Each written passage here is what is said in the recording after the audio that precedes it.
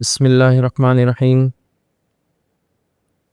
الحمد للہ رب العالمین والصلاة والسلام علی رسولہ الکریم وعلی آلہ وصحبہ اجمعین رب اشرح لی صدری ویسر لی امری واحلل عقدۃ من لسانی یفقہوا قولی وقال عز وجل فی القرآن المجید اعوذ باللہ من الشیطان الرجیم بسم اللہ الرحمن الرحیم والعصر ان الانسان لفی خسر الا الذین آمنوا وعملوا الصالحات وتواصوا بالحق وتواصوا بالصبر اما بعد۔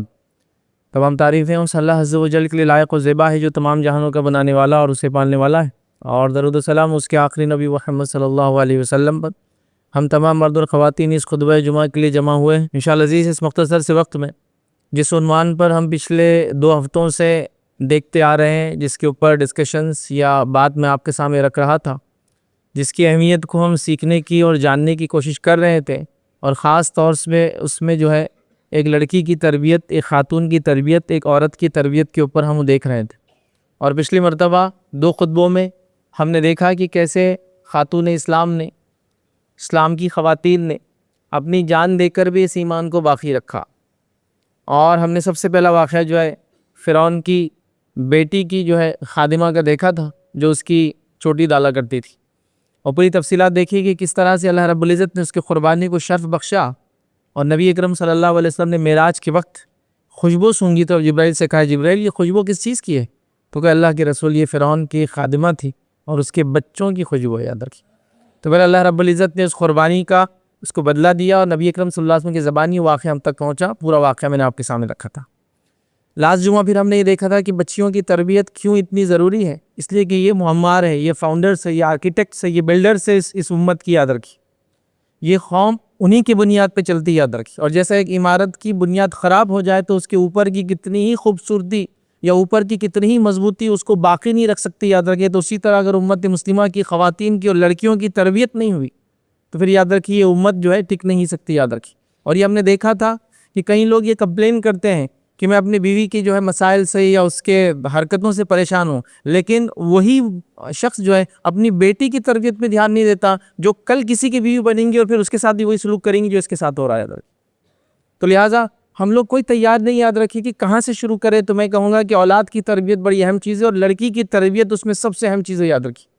اس لیے کہ اسی سے لڑکے اور لڑکیاں پھر پیدا ہوں گی، اور قوم اور نسل اور ملت آگے چلنے والی، یاد رکھیے۔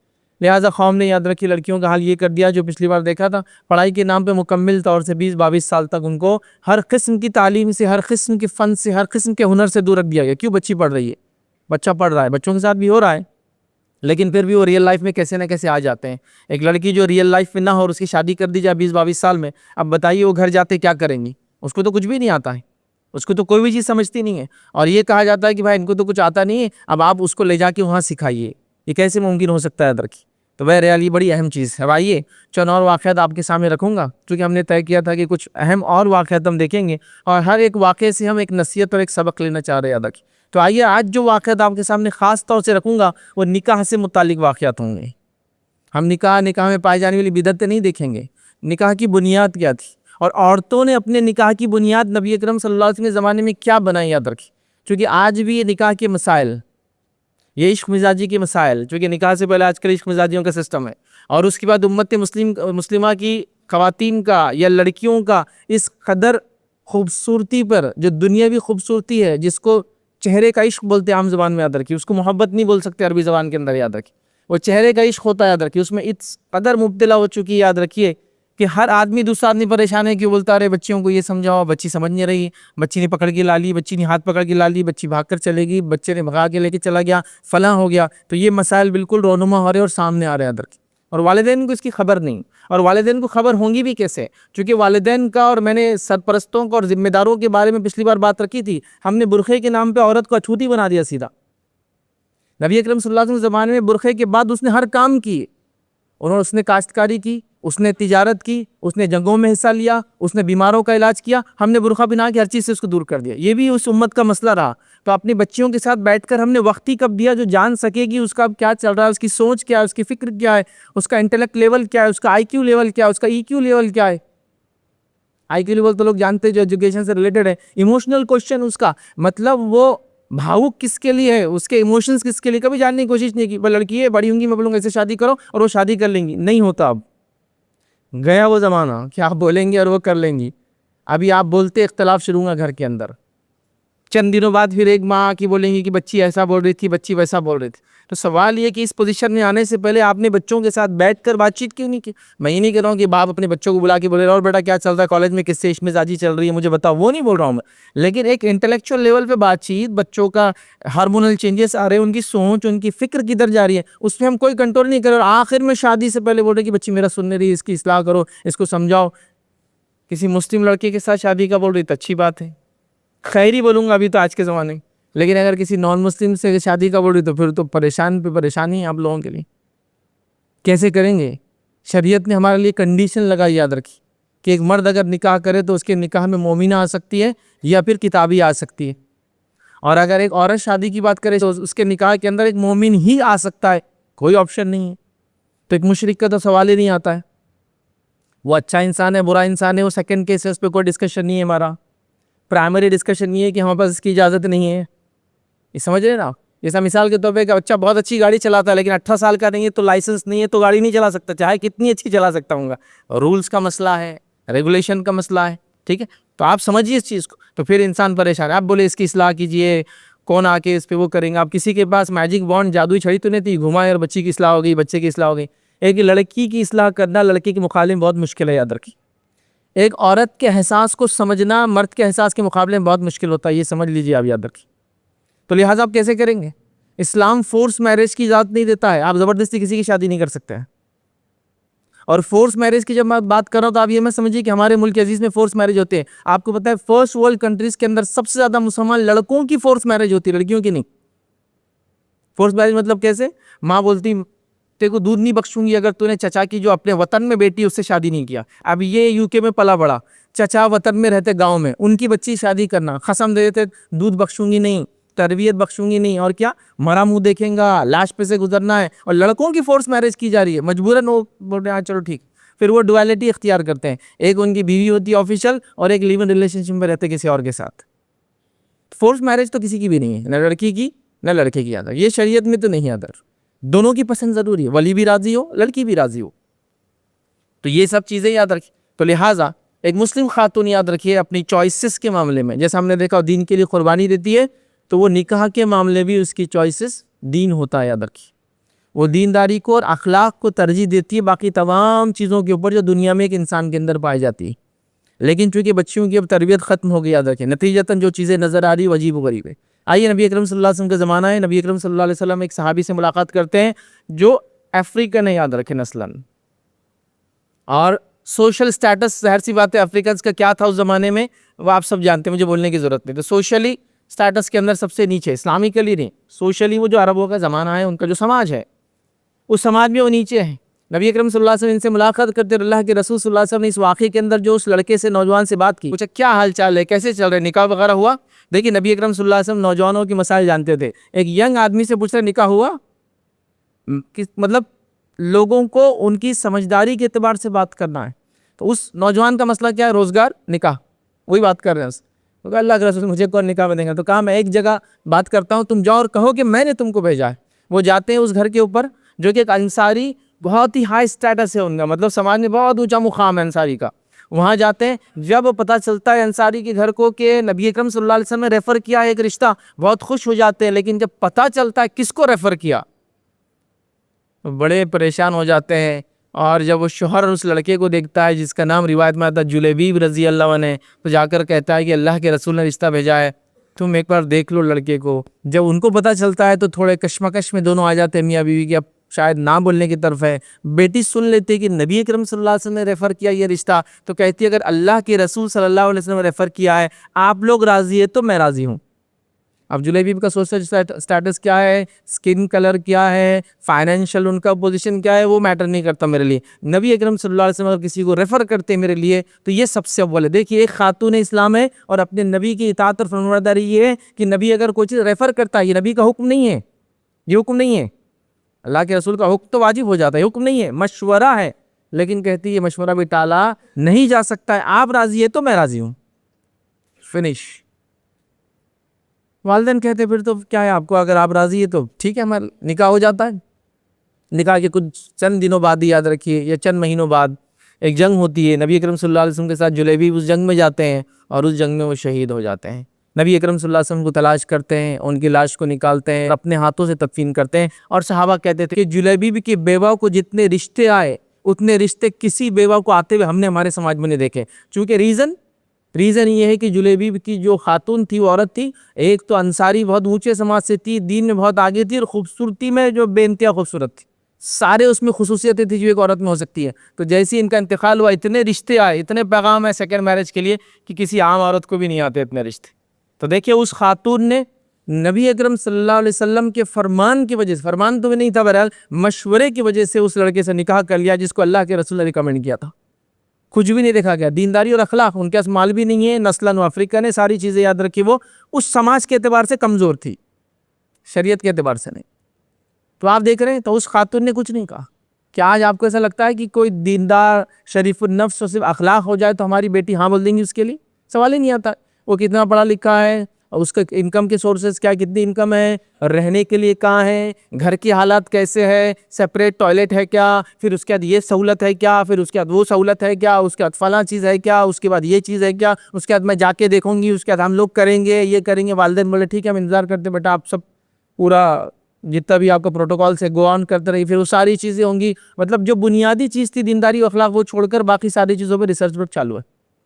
ہاں دیندار ہے وغیرہ چلیں گا، بلکہ آج تو حال یہ ہے کہ اگر دیندار ہے تو وہ پہلے نہیں بول رہے فجر میں روز اٹھا دیں گا۔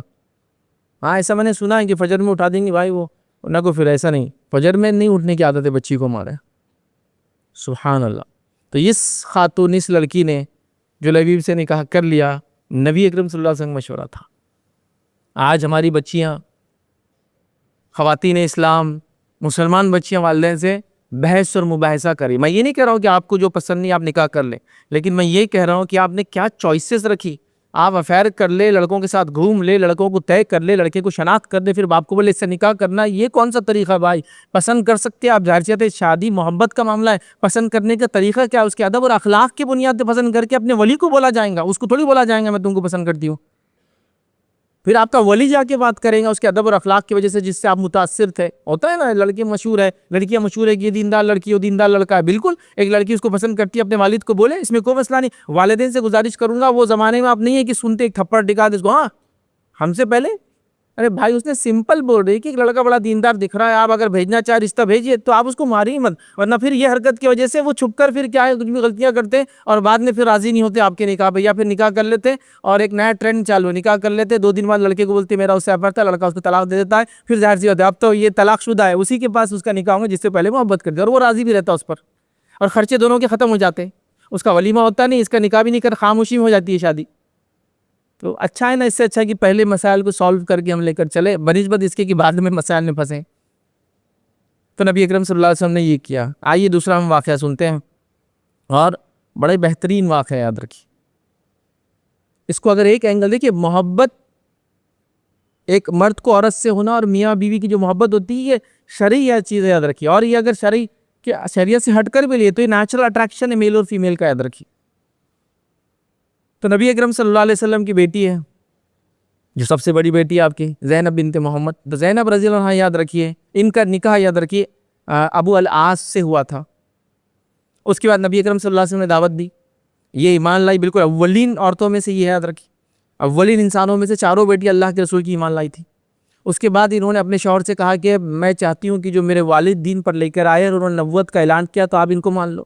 ابو العاص نے کہا کہ یہ طریقہ تو بالکل درست نہیں ہوا کہ مکے والے مجھ سے یہ کہے کہ تم نے اس لیے مان لیا کہ تمہارے سسر ہے محمد چونکہ تم بیٹی سے، یہ تو طریقہ صحیح نہیں ہے، میں دیکھوں گا اس کو۔ لیکن ایک زمانہ گزر گیا، اس کے بعد نبی اکرم صلی اللہ علیہ وسلم نے ہجرت کرنے کا ارادہ کیا تو بعد میں انہوں نے ہجرت کی۔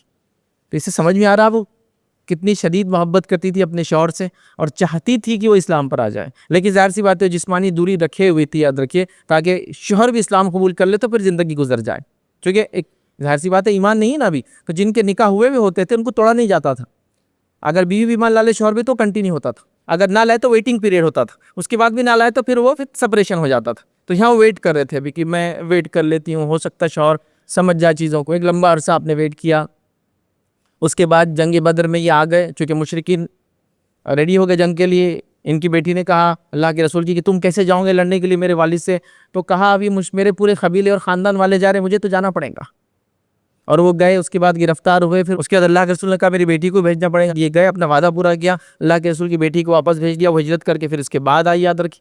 لیکن ابھی بھی اپنے شوہر کا انتظار کرتی ہے. یہ شرعی محبت ہے، یاد رکھی. ابھی بھی اپنے شوہر کا انتظار کرتی ہے کہ یہ ایمان لا لے تو ہم ساتھ زندگی گزاریں گے. ایک لمبا عرصہ گزارتی ہے، یاد رکھیے. اور اس کے بعد بہرحال ایک واقعہ ہوتا ہے، وہ اس واقعات میں ہم نہیں جاتے ہیں. اس کے بعد ابو العاص، یاد رکھے، اسلام قبول کرتے ہیں. اور اسلام قبول کرنے کے بعد مکہ جاتے ہیں. مکہ میں اعلان کرتے ہیں کہ میں اسلام قبول کر رہا ہوں، اور واپس مدینہ رہنے آتے ہیں. اس کے بعد 1 یا 2 سال دونوں ساتھ رہتے ہیں اور ان کی وفات ہو جاتی ہے، ان کا انتقال ہو جاتا ہے. تو محبت، یاد رکھیے، یہ شرعی محبت تھی ان کی، کہ اپنے شوہر کا انتظار کرتی رہی کہ واپس آ جائے، ایمان میں آ جائے. ایمان میں نہیں تھے تو یہ نہیں کہا کہ میں بھی تمہارے ساتھ جو تم کرو گے کر. بالکل جسمانی دوری کے ساتھ ان کے ساتھ رہی اور ان کو دعوت دیتی رہی، یاد رکھ. تو انہوں نے اپنے ایمان کو مقدم رکھا. آلریڈی میرڈ تھی، اگر میرڈ نہ ہوتی تو پھر تو ایسا کوئی سوال ہی نہیں آتا تھا. اندازہ لگائیے، ایمان کو اتنی ترجیح دی جاتی تھی. ایمان ہے ہی ایسی چیز، یاد رکھیں. جب یہ نہیں سمجھ میں آتا تو پھر ہماری بیٹیاں یہ کہنے پہ بھی مجبور رہتی ہے، یہ بھی کہہ دیتی ہے کہ میں اس سے شادی کرنے کے لیے اپنا مذہب بھی تبدیل کر سکتی ہوں، کیونکہ ایمان کی اہمیت ہی نہیں ان میں جاگی نا. آئیے دوسرا واقعہ سنتے ہیں اس خاتون کا جو نکاح میں تھی تو اس کا شوہر مشرک تھا. شوہر کا انتقال ہو گیا تو اپنے منگیتر کو دعوت دے کے اسلام قبول کروایا، کیونکہ اسلام بنیاد ہے نا، اس کے بغیر نکاح نہیں ہوتا. ام سلیم رضی اللہ عنہا، سب نے ان کا واقعہ سنا ہوگا. ام سلیم رضی اللہ عنہا، یاد رکھیے، ان کے شوہر جو ہے انس بن مالک کی والدہ ہے، یہ ان کے شوہر ابو انس ایمان نہیں لائے تھے.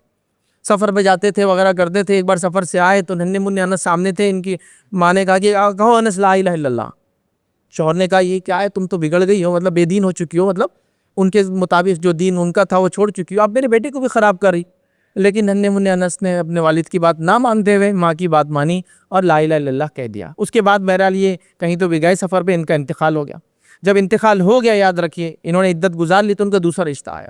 تو یہاں دیکھیے شوہر کے نکاح میں لیکن دین اور ایمان کو ترجیح دی جا رہی ہے. بچے کو دعوت اسلام دی جا رہی ہے، شوہر کو دعوت اسلام دی جا رہی ہے، اور انتظار کیا جا رہا ہے کہ شوہر اسلام میں آ جائے. شوہر اسلام میں نہیں آیا، شوہر کا انتقال ہو گیا، شوہر دنیا سے چلے گیا، آپ نے اپنا ایمان نہیں چھوڑا. اب دوسرے نکاح کی باری آئی. جب دوسرے نکاح کی باری آئی تو ابو طلحہ نے ان کو رشتہ بھیجا. یہ مسلمان نہیں ہوئے تھے ابھی. ابو طلحہ انصاری، یاد رکھیے، بہت مشہور صحابی ہے. یہ ایمان نہیں لائے تھے ابھی. انہوں نے رشتہ بھیجا. جب یہ رشتہ آیا تو ام سلیم نے کہا کہ ابو طلحہ ایسے شخص نہیں ہے کہ جس کا رشتہ ٹالا جا سکتا ہے. تو کہا چلو بات کرتے ہیں. تو ابو طلحہ سے بات کی. کہا ابو طلحہ تم ان لوگوں میں سے نہیں ہو کہ جس کا رشتہ ٹالا جا سکتا ہے، کہ ٹال دے کہ بھائی میں شادی نہیں کروں گی. لیکن میں ایک مسلمان خاتون ہوں اور تم ایک مشرک ہو، اور ایک مسلمان کا نکاح مشرک سے نہیں ہو سکتا. اگر تم سوچتے ہو ایمان کے بارے میں تو پھر ہم آگے ڈسکس کر سکتے اس بات کو. ابو طلحہ نے پھر اسلام پہ غور و فکر کیا اور اسلام لایا. اور اس کے بعد ام سلیم نے کہا کہ تمہارا اسلام لانا ہی میرے لیے مہر ہے. اور صحابہ کہتے تھے ام سلیم سے اچھا مہر ہم نے کس کا بھی نہیں دیکھا. ابو طلحہ کا اسلام ان کے لیے مہر تھا. تو منگیتر کی اصلاح کر کے اسلام قبول کروا دیا. شوہر کافر تھا تو اس سے دوری اختیار کر کے دعوت دیتی رہی. ایمان کا سودا کہیں بھی نہیں ہوا پورے اس کے اندر، یاد رکھیے. یہ سب سے مین چیز یاد رکھیے. آج چہرے کے عشق نے ہماری لڑکیوں کو، یاد رکھیے، وہ ایمان کا سودا کرنے پہ مجبور کرتے ہیں. لوگ کہہ رہے یہ ٹریپ وہ ٹریپ. میں وہ ٹریپس کی بات نہیں کرتا ہوں. میں سمپل یہ بات کرتا ہوں کہ آپ اگر اپنے آپ کو با ایمان رکھیں گے تو کتنے بھی ٹریپس آئیں آپ نکلتے جائیں گے. لیکن ہمارے ہی چیز میں، پروڈکٹ میں کمزوری ہوں گی تو پھر سمپل ٹریپ بھی آپ کو پھنسا سکتا ہے. ایک بچے کو گاڑی چلانا ہی نہیں آتی ہے تو وہ تو کک مارتے جا کے دیوار سے ٹکرانے والا ہے. اور ایک پرفیکٹ ڈرائیور ہے، اس کو آپ نے گاڑی خراب دے دی، اس کا بریک فیل کر کے بھی دیا تو کچھ نہ کچھ کر کے وہ کم سے کم زخم دوسروں کو اور اپنے آپ کو کر کے بچانے کی کوشش کرے گا. تو ہم کو اپنے آپ کو تیار کرنا ہے. حالات کیسے بھی رہیں گے، حالات سے لڑنے کے بدلے کہ وہ تم ایسا مت کرو ہماری بچیوں کے ساتھ، ہم کو یہ کرنا پڑے گا، ان کو تیار کرنا پڑے گا، تم کو بولنا پڑے گا یہ چیز. کہاں کہاں آپ رہیں گی بچیوں کے ساتھ. تو آج ہم دیکھ رہے ہیں ہماری بچیاں اپنے ایمان کا سودا کر رہی ہیں صرف یہ چہرے کی محبت کے چکر میں. اور یہ صحابیات تھی، اور میں کئی ایسے واقعات لے سکتا ہوں، انہوں نے اپنا سب کچھ قربان کر دیا ایمان کے خاطر. تو میں کہوں گا، گزارش کروں گا ہر والد سے اور ہر والدہ سے، اپنا لڑکا ہو یا لڑکی ہو، ایمان کی اہمیت دلوں میں ایسی جگائیے اور ایسی راسخ کیجیے، ایسی مضبوط کیجیے کہ اس کو لگے دنیا میں سارے سودے ممکن ہے، ایمان کا سودا چھوڑ کر. سارے سودے ممکن ہے، میں یہ کر لوں گا، گھاٹے میں گھر بیچ دوں گا، یہ کر لوں گا، بزنس چھوڑ دوں گا، یہ ہوں گا. ایمان کا سودا نہیں کر سکتا. ایمان کے مقابلے میں کچھ نہیں ہے.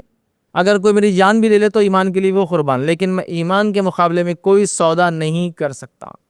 یہ تعلیم تربیت نہیں دی جا رہی. ارے والدین کو ٹائم ہی کہاں ہے؟ آپ اور میں کتنے مصروف والدین ہیں, دن بھر لیپ ٹاپ پر اور ڈیسک ٹاپ پر, گھر پہ آنے کے بعد پھر ٹیبلٹ پر اور ہینڈ سیٹ پر, اور اس کے بعد رات میں سونے تک ہم کو کتنے کام کرنا ہے نا آن لائن, جس کے نتیجے میں بچوں کی تربیت کا ٹائم کہاں ہے؟ تو بچوں کو بھی ایک ہینڈ سیٹ دے دو, تم اپنی زندگی جو, میرے پاس اپنا ہینڈ سیٹ ہے, میں اپنی زندگی جی رہا ہوں, میری بیوی اپنی زندگی جی رہی ہے, اور اسی میں ہمارے پوری دن ختم ہو جا رہا ہے. کتنے ایسے والدین ہیں جو شام میں یا صبح میں اپنے بچوں کو لے کے کبھی بیٹھتے ہیں اور ان سے بات کرتے ہیں؟ کتنے ایسے والدین ہیں جنہوں نے آخری بار اپنے بیٹے کے گلے میں ہاتھ ڈال کر اس سے کبھی بات کی اور کیا چل رہا ہے بول کر؟ اور کتنے ایسے والدین ہیں جنہوں نے اپنے بیٹیوں سے کبھی بیٹھ کر بات کی کہ بیٹی کیا چل رہا ہے, اسکول, کالج, مکتب, مدرسہ, تم باہر جاتی ہو, فلاں کرتی ہو, گھر میں رہ رہی ہو, آج کل فری ہو, یا تمہارا بیک لاگ ہے تو تم ایگزام ابھی 1 سال فری, کیا چل رہا ہے تمہارا بیٹا, کیا ہو رہا ہے؟ نہیں, بس میں شادی سے پہلے بات کروں گا, دیکھو لڑکا پسند نہیں پسند ہے, چل جا, شادی ہو گئی تیری, ختم. کیا ہی مطلب فرمان دینے والے بادشاہ بن گئے آپ, صرف بیٹھے بیٹھے خالی فرمان جاری کرتے رہیں گے. بچے ایسے تھوڑی ہوتے ہیں, بچوں کی تربیت ایسی تھوڑی ہوتی ہے. نبی اکرم صلی اللہ علیہ وسلم کی بیٹی فاطمہ ہے, ماں عائشہ فرماتی فاطمہ اپنے سب سے زیادہ, اپنے اللہ کے رسول کی چاروں بیٹیوں میں سب سے زیادہ اپنے والد سے ڈیل ڈال, چال ڈال اور شباہت میں سب سے قریب تھی. چلتی تھی تو والد کی سے شباہت تھی, دکھتی تھی تو والد کی سے شباہت تھی. جب اللہ کے رسول ان کے گھر جاتے تو ان کو سلام کرتے, ان کے سر پہ بوسہ لیتے اور اپنی بیٹی کو بٹھاتے. کبھی بوسہ لیا اپنی بیٹی کو آج تک آپ نے؟ نبی اکرم صلی اللہ علیہ وسلم تو لیتے تھے, بٹھایا اس کو اپنے بازو, آ بیٹی. ہم اس کو بچپن سے جب اس کو شعور آیا 10 سال کی, پرایا دھن پرایا دھن پرایا دھن پرایا دھن پرایا دھن, ٹینشن آ گیا تیرے وجہ سے کمانا پڑا, تیرے وجہ سے فلاں, تیرے دو بولتی کہ جلدی سے گھر سے نکل جاؤ تو اچھا ہے. خیال کر رکھا, کیسی ہوں گی تربیت بچوں کی؟ تو بہرحال ان کو دیکھیں, محبت کے لیے ایمانی سودا نہیں کیا بس.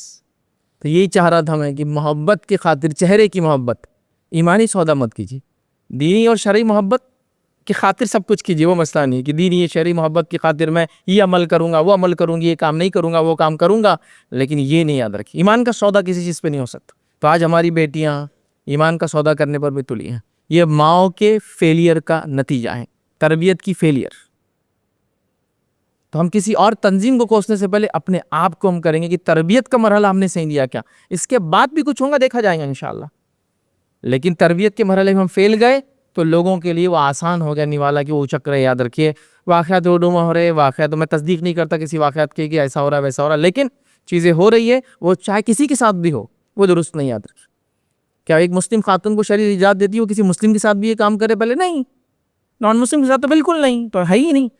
وہ اپنے ولی سے کہے اور باقی ساری چیزیں پھر ہو سکتی. یاد رکھیے, تو اس معاملے میں ہم کو سیریس ہونا ہے. بچیوں کی تربیت اس لیے بھی ضروری ہے, یہ نہ ہوا تو پھر جو چیزیں دیکھنے کو ملیں گی, سننے کو ملیں گی, برداشت کرنا پڑیں گی. دوسرا کوئی چارہ اور ہمارے پاس چیزیں باقی نہیں ہوں گی. یاد رکھیے. اب آئیے, یاد رکھیے, نکاح کے علاوہ بھی یاد رکھیے میں نے کچھ واقعات رکھے تھے عورتوں کی شجاعت اور بہادری کے, صحت اور ذہانت کے. ساری چیزیں ہم نے دیکھی تھی کہ اسماء جو ہے رضی اللہ جو ہے, جو ابوبکر صدیق رضی اللہ کی بیٹی ہے, وہ اپنے کھیت کے اندر کھیتی کرتی. ہم نے وہ پورا واقعہ دیکھا یہ کیسے وہ گٹھا لے کر یا کھجور کا گٹھا لے کر اپنے کھیت سے نکل کر جو مدینے تک آیا کرتی تھی. یاد رکھیے.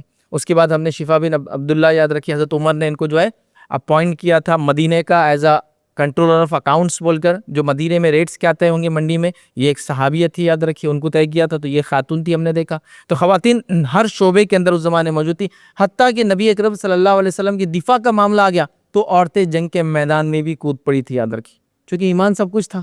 اور نبی اکرم صلی اللہ علیہ وسلم پہ کوئی آنچ آئے تو اس سے پہلے تو وہ چاہتے تھے سارے ہی ہمارے خاندان والے ختم ہو جائے. اس کے بعد سمجھے نا, مطلب فکر یہ تھی, مطلب لوگوں کا حال یہ تھا, خواتین کا جب جنگ ہوتی تو خالی یہ پوچھتے نبی اکرم صلی اللہ علیہ وسلم کیسے ہیں, ان کا شوہر بھی گیا ہوا ہے, بیٹا بھی گیا ہوا ہے, کوئی فکر نہیں کسی کی, نبی اکرم صلی اللہ علیہ وسلم کیسے ہیں. تو یہ بھی جنگ میں تھے. ایمان ایمان ایمان کی وجہ سے یہ سب متحد ہے. نبی اکرم صلی اللہ علیہ وسلم ایک جنگ کے اندر ہے, جنگی احد ہے, بیک گراؤنڈ یہ ہے, اور پوری افراط و تفریط مچ گئی ہے. اور نبی اکرم صلی اللہ علیہ وسلم دونوں طرف سے دشمنوں کے بیچ میں ابھی پس گئے, اور اللہ کے رسول صلی اللہ علیہ وسلم کے اطراف میں 10 سے 12 لوگ ہی بچے ہوئے, چند انصار ہے اور اس کے اندر زیادہ مہاجر ہے, اور وہ ڈیفنس لائن پہ کھڑے ہیں. چونکہ اب مشرکین کو پتہ چل گیا کہ اللہ کے رسول یہاں ہے. اسی دوران ایک مشرک نے مار دیا جو پہلے مبارک پہ لگا. 2 کڑیاں آپ کی جو ہے, جو زیرہ جو سیفٹی کے لیے تھا, سر پہ ہیلمٹ تھی, اس کے اندر دس گئی, اور نبی اکرم صلی اللہ علیہ وسلم نیچے گر گئے, اور آپ لہو لہان ہے. یاد رکھیے, اور اس حالت میں آپ نیچے اپنے گھوڑے سے بھی نیچے اترے ہوئے.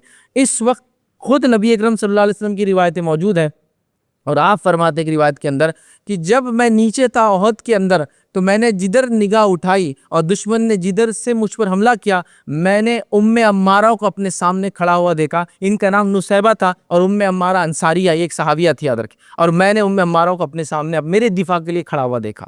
حالانکہ عمومی طور سے عورتوں نے جنگ میں جانا نہیں، یاد رکھیں، یہ جاتی جنگوں میں تو پیچھے رہتی ہے، پانی کا انتظام کرتی، کھانے کا انتظام کرتی، زخمیوں کو اٹھا کے لاتی، زخمیوں کو پانی پلاتی۔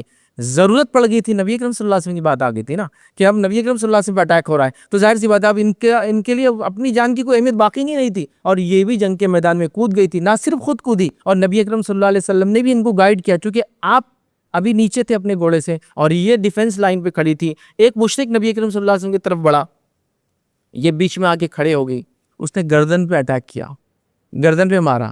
گردن پہ مارتے ہی اتنا خون نکلنا شروع، گردن بہت نازک جگہ ہوتی ہے اور خون کی روانی تیز ہوتی ہے، اور اللہ کے رسول نے ان کے بیٹے کو آواز دی، جو ڈیفنس میں آ چکے تھے اللہ کے رسول کے آس پاس ہی تھے، انہوں نے اس میں کپڑا وغیرہ لگایا، اور روایت میں آتا اس زخم کو سوکھنے کے لیے سالوں لگ گئے تھے، ایئرس بچ گئی وہ، لیکن سالوں لگے اس زخم کو سوکھنے کے لیے۔ اور اس جنگ میں اللہ کے رسول کی دفاع میں انہوں نے 12 زخم اٹھائے۔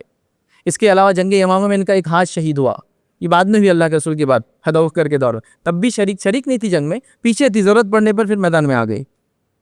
تو ایمان کے لیے اب جان بھی کچھ نہیں رہی، سودا کر لیا اس کا، ڈیفنس لائن پہ کھڑے ہو گئے۔ آپ سمجھ رہے بات؟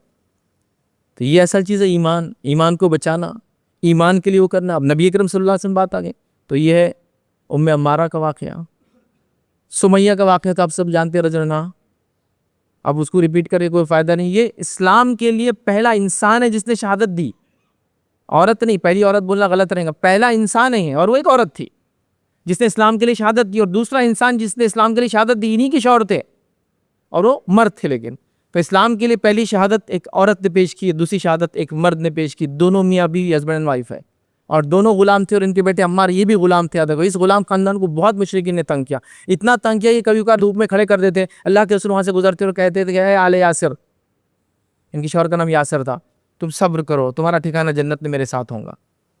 تو انہوں نے قربانی دی، اور ابو جہل انتظار ہی کرتا رہے گا کہ کبھی سمیہ کے چہرے پہ میں کوئی ایسی چیز دیکھوں گا جس سے مجھے خوشی ہوگی، چونکہ شوہر بھی مان نہیں رہا تھا، بیٹا بھی مان نہیں رہا تھا، عورت کمزور ہوتی ہے، اس کو لگا کہ یہ کمزور ہے، شاید مان جائے، شاید پلٹ جائے اسلام سے، آخر تک نہیں پلٹی اسلام سے، حتیٰ کہ جو اسلام کے لیے جان دے دی، اور ابو جہل نے ان کو قتل کر دیا، بہت تکلیفیں ایزا دی، اور بعد میں پھر نیزے کے ذریعے ان کو مار دیا، یاد رکھی۔ اور بہرحال چلے گی دنیا سے، ہنستے ہنستے چلے گی۔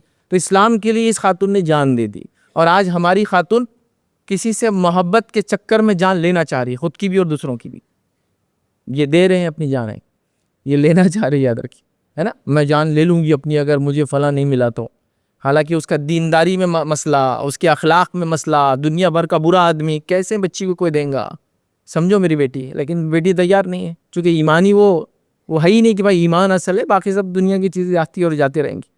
تو یہ یاد رکھیے۔ عائشہ رضی اللہ عنہا کو لیجیے، انہوں نے اپنے ذہن کا استعمال کیا دین کے لیے، کیا کچھ نہیں کیا، یہ ایک عالمہ تھی، اور ان سے کئی لوگوں نے، مردوں نے آ کے علم حاصل کیا، روایتوں میں الفاظ ہے کہ اتنے لوگوں نے آ کے ان سے علم حاصل کیا، اور کئی باتیں نبی اکرم صلی اللہ علیہ وسلم کی انہوں نے بیان کی، اور جو ہم تک پہنچی جو ان کے علاوہ کسی نے بیان نہیں کی۔ ان کے بھانجے اور ان کے بھتیجے کے ذریعے بہت ساری باتیں ہم تک آئی، جو روایتیں، چونکہ دونوں کے لیے محرم تھی، ایک کی خالہ تھی، ایک کی پھوپھی تھی، اور دونوں آتے تھے اپنے خالہ کے پاس، آتے تھے عبداللہ بن زبیر، یہ سگے بھانجے ہیں ان کے، اسماء بنت ابوبکر کی بیٹے ہیں وہ، یاد رکھیے، تو اپنی خالہ کے پاس آ کے علم حاصل کرتے تھے، اور ان کے جو ہے بھائی کے بچے تھے، تو یہ لوگ آتے تھے، علم حاصل کیا لوگوں نے، بڑے بڑے صحابہ کے ان سے مسائل پوچھا کرتے تھے، فلاں مسئلے میں، اسپیشلی جو وراثت کا علم الفرائض ہے، تقسیم وغیرہ ہوتی تھی، اور یہ ماشاءاللہ جواب دیتی تھی۔ تو دیکھیے اپنے علم کو، اپنے ہنر کو، اپنے فن کو اسلام کے لیے، مسلمانوں کے لیے استعمال کیا اس خاتون نے۔ آج ہماری خاتون علم تو حاصل کر رہی ہے، علم حاصل کرنے کے بعد زندگی سیدھا ہونے کے بعد زندگی بالکل کروکٹ ٹیڑھی ہو جا رہی ہے، پھر یہ علم تو کام کا نہیں رہا۔ اس علم نے ان کو جو ہے دنیا اور آخرت میں کامیاب کر دیا۔ ہمارا علم دنیا آخرت میں ہم کو ناکام کر رہا ہے، تو پھر علم کیا کام کا؟ میں نہیں کہہ رہا ہوں بچوں کی پڑھائی چھوڑا دیجیے، بالکل میرا مقصد یہ نہیں، بچوں کو صحیح تعلیم تربیت دے کے ہر جگہ بھیجیے انشاءاللہ، جو حلال ہے، جو صحیح ہے، جہاں فتنہ نہیں، بھیجیے، وہاں علم حاصل کریں گے، فن ہنر، لیکن وہ سب دین کے لیے، اگلی نسلوں کے لیے وہ رکھیں گے اٹھا کر۔ تو یہاں ان کا علم دیکھیے، انہوں نے اپنے علم اور ذہانت کو دیکھیے کہاں استعمال کیا۔ شاعری کرتی تھی، بہت اچھی لکھتی تھی، بہترین انداز سے یاد رکھ کی چیزوں کو لوگ تصحیح کرانے لاتے تھے، ہم نے فلاں لکھا، آپ پڑھیے، یہ سب انہوں نے کیا تھا۔ اور اس کے بعد کی دور کی خواتین کے تو کئی واقعات یاد رکھیے جو علم اور فن اور ہنر کے اندر لوگوں نے کام کیا، جس میں 2 خواتین کی بات رکھی، بس بات ختم کروں. اس میں ایک ہے فاطمہ الفہری، آپ لوگ ان کے بارے میں پڑھ لیں. انہوں نے جو 860 جو ہے عیسوی کے اندر یاد رکھے اپنے والد کے ایصال ثواب کے لیے ایک یونیورسٹی کی بنیاد رکھی تھی، جس کا نام رکھا انہوں نے یونیورسٹی آف قراوین، جو کہ موراکو کے شہر فیس کے اندر موجود ہے، جس کا اعزاز ہی یاد رکھیے کہ یہ دنیا کی لانگسٹ رننگ اینڈ کنٹینیوسلی، جس کو longest continuously running educational institute ہے. یہ گریجویشن کی ڈگری دیتے تھے اور آج 1160 سال سے انسٹیٹیوشن لوگوں کو ڈگریاں دے رہا ہے. کتنے؟ 1 ملینیا سے زیادہ ہو چکا ہے. 1160 اور دنیا کی سب سے پہلی یونیورسٹی ہے. آپ آن لائن جا کے ڈالیے ورلڈز فرسٹ یونیورسٹی، اسی کا نام آئے گا بغیر اختلاف کے. یہ دنیا کی پہلی یونیورسٹی تھی. دنیا کی دوسری یونیورسٹی الازہر، اس کے آکسفورڈ اور کیمبرج، ان دونوں کے 300 سال بعد یہ دنیا بھی علم دیتے تھے. تو یہ دیکھیے اپنے والد کے ایصال کے لیے اس خاتون نے ایک ایسا ادارہ کھولا جس کے فن اور ہنر سے لوگ آج تک گریجویشن لیول تک فائدہ اٹھاتے ہیں. آج بھی کالج اور یونیورسٹی موجود ہے. Guinness book of world record نے اس کو ٹائٹل دیا کہ دنیا کا سب سے پرانا اور کنٹینیوسلی لرننگ یہ انسٹیٹیوشن ہے، یاد رکھیے. تو دیکھیے یہ بھی عورت تھی، انہوں نے اپنے فن ہنر کو یہاں لگایا. آخری بہرحال مثال دوں گا، یاد رکھیے ایک خاتون جو مشہور ہے مریم الاسترلاویہ کے نام سے. بہرحال ان کا نام یاد رکھیے اجلیہ آتا ہے، الاجلیہ آتا ہے روایتوں کے اندر، یاد رکھیے. لیکن بہرحال مریم اسٹرولاویہ آپ ڈالیں گے تو مل جائیں گے. ایسٹرولیب ایک زمانے میں انسٹرومنٹ ہوتا تھا جو جی پی ایس کے ساتھ کام کرتا تھا. وہ اس زمانے کا سب سے سوفسٹیکیٹڈ انسٹرومنٹ تھا، یا جس کو لوگ کہتے ہیں کمپیوٹر کے ایجاد سے پہلے سب سے سوفسٹیکیٹڈ انسٹرومنٹ ایسٹرولیب تھا، جس کے ذریعے آپ ستاروں کے ڈائریکشن سے راستے، یہ وہ جی پی ایس تھا اس زمانے کا. اس کے اندر مہارت رکھتی تھی. ان کے والد بھی جو یہ بناتے تھے، انہوں نے اس کو نیکسٹ لیول بنا دیا، مطلب چیزوں کو آئیڈینٹیفائی کرنا، فلاں کرنا، یہ کرنا.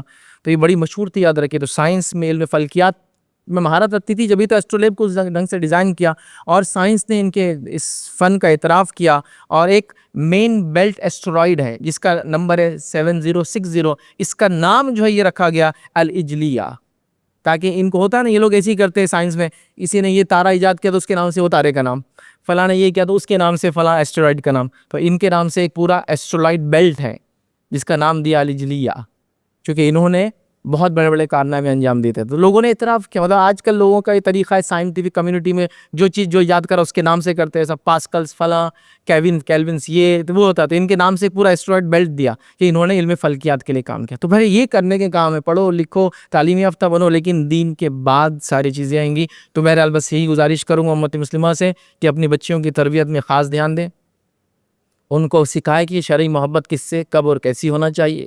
ان کو سکھائے کون سی محبت جائز ہے اور کون سی محبت جائز نہیں ہے، تاکہ پھر ہم انشاءاللہ عزیز تو ایسی مائیں دیکھیں گے اس سماج کے اندر، پھر ویسے بچے دیکھیں گے جو دنیا کے اندر بڑے بڑے کارنامے انجام دیں گے، دینی اعتبار سے بہت آگے ہوں گے، آخرت کے اعتبار سے بھی کامیاب ہوں گے، اور دنیا میں بھی ذرہ برابر پیچھے نہیں رہیں گے وہ بچے، یاد رکھیے. تو لہٰذا یہ تربیت کی سب ضرورت ہے. اسی کی بنیاد پر کہ جو حالات چل رہے ہیں، تو حالات سے نمٹنے کا طریقہ لوگوں سے لڑنا، تنظیموں کے خلاف کام کرنا نہیں ہے. حالات سے نمٹنے کا طریقہ ہے اپنی امیونٹی کو بڑھانا ہے اتنی زیادہ کہ پھر بیماری مجھ پہ اثر نہ کر سکے. ٹھیک ہے، بیماری سے بھی لڑنا ہے کہ مچھر کاٹ رہے، بیماری ہو رہی، اس کو بھی دور کریں گے، لیکن ہم اپنے آپ کو بھی اتنا طاقتور بنائیں گے کہ اس کا اثر نہ، باڈی خود امیونٹی ڈیولپ. بہرحال تو یہ چند باتیں تھی. اللہ رب العزت سے دعا کہ اللہ سبحانہ تعالیٰ ہمیں حقیقی معنوں میں اپنی بچوں کی صحیح سے تربیت کرنے کی توفیق عطا فرمائے. اللہ رب العزت جو ہے امت مسلمہ کو اس معاملے میں فکر مند ہونے کی جو توفیق دے کہ اپنے بچوں کی تربیت کے تعلق سے وہ جو حساس اور فکر مند ہو. اللہ رب العزت ہمارے بچوں کو ہماری زندگی میں آنکھوں کی ٹھنڈک بنائے اور ہمارے مرنے کے بعد ہمارے لیے ثواب جاریہ بنائے. جب تک ہمیں زندہ رکھے، ایمان و اسلام پر زندہ رکھے، خاتمہ ایمان پر ہو. وآخر دعوانا ان الحمد للہ رب العالمین. سبحان ربک رب العزت عما یصفون وسلام علی المرسلین والحمد للہ رب العالمین.